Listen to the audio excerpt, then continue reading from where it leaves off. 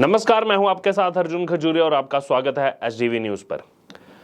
इस वक्त की आपको बड़ी खबर बता दें जो कि आ रही है राजस्थान से। जी हां, 2024 से पहले कांग्रेस पार्टी को बड़ा झटका लगा है।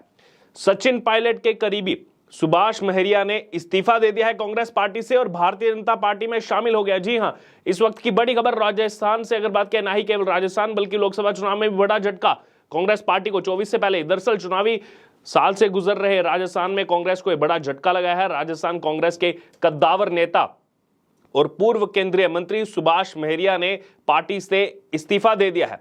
कहा जा रहा है कि भारतीय जनता पार्टी अब उन्हें प्रदेश कांग्रेस कमेटी चीफ गोविंद सिंह डोटासरा के खिलाफ लक्ष्मणगढ़ विधानसभा क्षेत्र से आगामी विधानसभा चुनाव में मैदान में उतार सकती है। दरअसल अगर बात करें तो पूर्व उप मुख्यमंत्री सचिन पायलट के करीबी माने जाते हैं और केंद्रीय मंत्री जो है सुभाष महरिया रह चुके हैं पहले, और इनका इस्तीफा जो है एक तरफ जहां कांग्रेस पार्टी के लिए बड़ा झटका माना जा रहा है, तो वहीं दूसरी तरफ भारतीय जनता पार्टी के खेमे के लिए इसे एक उपलब्धि के रूप में देखा जा रहा है कि ठीक विधानसभा चुनाव से 6 महीने पहले ऐसा होना कहीं ना कहीं कांग्रेस पार्टी को सोच विचार करना होगा। और ना ही केवल सुभाष महरिया, पूर्व DGP Gopal Meena, IRS Chhotu Ram Meena, IPS doctor Ramdev Singh Kherwa, पूर्व आईएएस पीआर मीना से अगर उनकी बात की जाए तो उन्होंने भी जो है बीजेपी में शामिल हो गए हैं, वो एंट्री कर ली है बीजेपी में। राजस्थान यूनिवर्सिटी के एनएसयूआई से पूर्व छात्र संघ महासचिव रहे नरसी किराड़ भी शुक्रवार को बीजेपी में शामिल हो चुके हैं। तो यहां पर ना ही केवल सुभाष महरिया बल्कि तमाम ऐसे प्रशासनिक अधिकारी जो रह चुके हैं वो बीजेपी में शामिल हुए हैं। एनएसयूआई के जो है महासचिव रह चुके हैं वो बीजेपी में शामिल हुए हैं। सुभाष महरिया ने अपना इस्तीफा कांग्रेस पार्टी के राष्ट्रीय अध्यक्ष मल्लिकार्जुन खड़गे को भेजा है। सुभाष महरिया ने कांग्रेस अध्यक्ष को भेजे हुए अपने इस्तीफे में यह कहा है कि उन्होंने कांग्रेस पार्टी में शामिल होने के बाद से ही जमीनी स्तर पर जी तोड़ मेहनत की और इसकी वजह से ही सीकर लोकसभा क्षेत्र की अगर बात की जाए तो वहां पर सभी की सभी 8 विधानसभा सीटों पर कांग्रेस पार्टी को बड़ी सफलता मिली थी। इसके साथ ही अपने पत्र में आगे सुभाष महरिया लिख रहे हैं कि क्षेत्र की जनता को उन्होंने भरोसा दिया था कि सरकार बनने के बाद, यानी कि कांग्रेस की सरकार बनने के बाद पार्टी और सरकार में उनकी बातें सुनी जाएंगी, लोगों की समस्याएं सुनी जाएंगी और समस्याओं का समाधान होगा। लेकिन सरकार बनते ही पार्टी ने लोगों को दिए हुए अपने भरोसे को अनदेखा कर दिया, अब जबकि 5 साल होने वाले हैं पूरे। और वहीं आगे उन्होंने कहा कि इसकी वजह से ही 2019 के लोकसभा चुनावों में पार्टी को बुरी हार का सामना करना पड़ा। सभी सीटें बीजेपी के खाते में गई। बावजूद इसके आज तक पार्टी की ओर से, जो उनकी तरफ से आरोप लगाया गया कि बावजूद इसके आज तक पार्टी की ओर से हुई हार की समीक्षा तक भी नहीं की गई है। उन्होंने अपने इस्तीफे में अशोक गहलोत की सरकार पर सीधा हमला करते हुए कहा कि मौजूदा जो अशोक गहलोत की सरकार है इसमें कानून व्यवस्था में सुधार करने में बिल्कुल जो है विफल रही है ये सरकार। कर्ज माफी हो, रोजगार हो, इन सभी मुद्दों को भी बिल्कुल भुला दिया गया कांग्रेस पार्टी की तरफ से। ऐसे हालात में राज्य की जनता अपने आप को ठगा हुआ महसूस कर रही है और इसी के साथ उन्होंने पत्र के आखिरी में ये लिखा कि ऐसे माहौल में, इस तरह के माहौल में पार्टी के झंडे तले, यानी कि कांग्रेस पार्टी के झंडे तले काम करना उनके लिए बिल्कुल भी संभव नहीं है। तो यहां पर बड़ा झटका जो कांग्रेस पार्टी को लगा। इसी बीच सुभाष महरिया ने ये इस्तीफे के बाद जो है बीजेपी ज्वाइन की और बीजेपी शामिल होते हुए उन्होंने कहा कि बीजेपी का मैं कार्यकर्ता रहा हूं, फिर से अपने परिवार में आकर जो है बहुत प्रसन्न महसूस कर रहा हूं। मैं पार्टी के कार्यकर्ता के तौर पर फिर से शामिल हो रहा हूं। ऐसे में पार्टी मुझे जो भी जहां भी जिम्मेदारी देगी मैं उसे अच्छे से निभाने की कोशिश करूंगा। तो ये साफ कर दिया उन्होंने, जो भी जिम्मेदारी दी जाएगी बीजेपी की तरफ से उसको जो है वो पूरे तरीके से अच्छे से निभाने की कोशिश करेंगे। अब आखिरकार ये सुभाष महरिया कौन है, इनके बारे में आपको जानकारी दे दें तो 29 सितंबर 1957 को जन्मे सुभाष महरिया बीए पास हैं। उन्होंने सीकर के एसके कॉलेज से बीए किया है और पेशे से वह किसान, सामाजिक कार्यकर्ता तथा उद्योगपति हैं। सामाजिक कार्यकर्ता है, किसान है, उद्योगपति हैं और वह साल 1998, 1999 और 2004 में लोकसभा के लिए चुने गए। महरिया 1996 के चुनाव में कांग्रेस के हरि सिंह से हार गए थे और इसके अगले ही चुनाव में उन्होंने हरि सिंह को हराया था, कमबैक किया था। इसके बाद लगातार 3 बार तक यहां से वो जो है सांसद चुने गए। साल 2009 के चुनाव में हार के बाद जो है 2014 के चुनाव में भारतीय जनता पार्टी ने उनका टिकट काटा था, उन्हें उम्मीदवार नहीं बनाया था।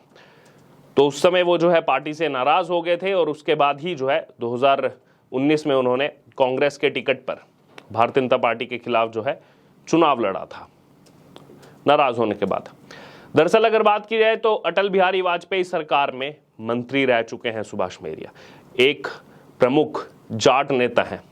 वह भारतीय जनता पार्टी के किसान मोर्चा के राष्ट्रीय उपाध्यक्ष भी रह चुके हैं। महरिया 1998 और 1999 से लोकसभा के लिए निर्वाचित हुए और इसके बाद जो है 2004 तक केंद्रीय राज्य मंत्री ग्रामीण विकास मंत्रालय में भी वो रहे। 2004 में फिर से लोकसभा के लिए जो है निर्वाचित हुए और इसके बाद जो है 2010 में भारतीय जनता पार्टी के राष्ट्रीय कार्यकारिणी के सदस्य बने थे, नेशनल एग्जीक्यूटिव काउंसिल के मेंबर बने थे, जबकि 2011 में उन्हें भारतीय जनता पार्टी किसान मोर्चा का राष्ट्रीय उपाध्यक्ष बनाया गया था। तो आप सोच सकते हैं कितना बड़ा कद है सुभाष महरिया का, कितना बड़ा चेहरा है, अहम चेहरा है भारतीय जनता पार्टी के लिए। दरअसल बीजेपी की जो राजस्थान में ज्वाइनिंग कमेटी बनी हुई है, बाकियों को बीजेपी में ज्वाइन करवाने की कमेटी में केंद्रीय मंत्री अर्जुन राम मेघवाल के अलावा विधायक वासुदेव देवनानी शामिल है। अर्जुन राम मेघवाल, कल ही उनका जो है उनको कानून मंत्रालय भी दिया गया है।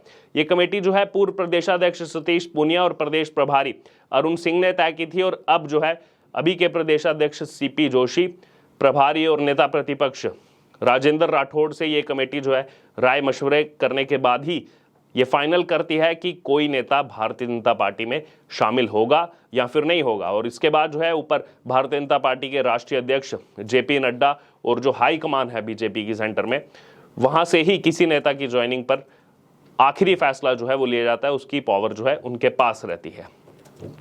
अब दावा यह भी किया जा रहा है कि जल्द ही कुछ और भी कांग्रेसी नेता बीजेपी में शामिल होंगे। एक तरफ हमने देखा सुभाष महरिया, कई जो है यहाँ पर प्रशासनिक अधिकारी वो बीजेपी में शामिल हुए और इसके लिए जो है और नेता जो है बीजेपी में शामिल हो सकते हैं। इसके लिए बीजेपी आला कमान से इन नेताओं की बैठक पहले से ही शुरू हो चुकी है। सुभाष महरिया पहले बीजेपी में ही थे, लेकिन सचिन पायलट जब राजस्थान में पार्टी अध्यक्ष होते थे, सचिन पायलट का कनेक्शन बहुत जरूरी है यहाँ, जब वो पार्टी अध्यक्ष थे उन्होंने ही उन दिनों महरिया को कांग्रेस में जो है वो लेकर के आए थे बीजेपी से। और बताया जा रहा है कि राजस्थान कांग्रेस में इस समय जो उठापटक चल रही है, इससे तंग आकर ही सुभाष महरिया ने पार्टी छोड़ने का फैसला किया। और ऐसे और भी बहुत से नेता हैं जो सचिन पायलट के करीबी हैं, ऐसा फैसला ले सकते हैं। तो वहीं दूसरी तरफ बात की जाए अगर सचिन पायलट की खुद, तो सचिन पायलट ने अभी अपनी ही पार्टी की सरकार के खिलाफ मोर्चा खोल रखा है। इसी सरकार में वो उप मुख्यमंत्री भी थे।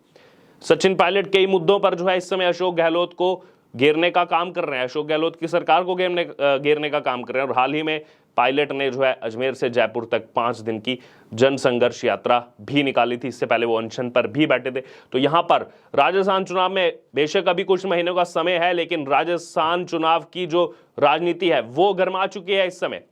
कल जो है अर्जुन राम मेघवाल का कानून मंत्रालय उनको मिलना, न्याय मंत्रालय उनको मिलना, उसके बाद जो है वो इस कमेटी में भी शामिल है। सुभाष महरिया का आना, पूर्व डीजीपी का आना, आईएएस का इसमें आना, जो कांग्रेस का छात्र विंग है एनएसयूआई, वहां से नेताओं का बीजेपी में शामिल होना, और अब ये खबरें आना कि लगातार सचिन पायलट के जो करीबी हैं वो कांग्रेस पार्टी छोड़ने के जो है फिराक में कभी भी छोड़ सकते हैं, कभी बीजेपी में शामिल हो सकते हैं। तो यहाँ पर कांग्रेस पार्टी को बड़ा झटका जो है वो ठीक चुनाव से पहले लग चुका है, और ना ही केवल राजस्थान चुनाव बल्कि अगले साल लोकसभा चुनाव भी है।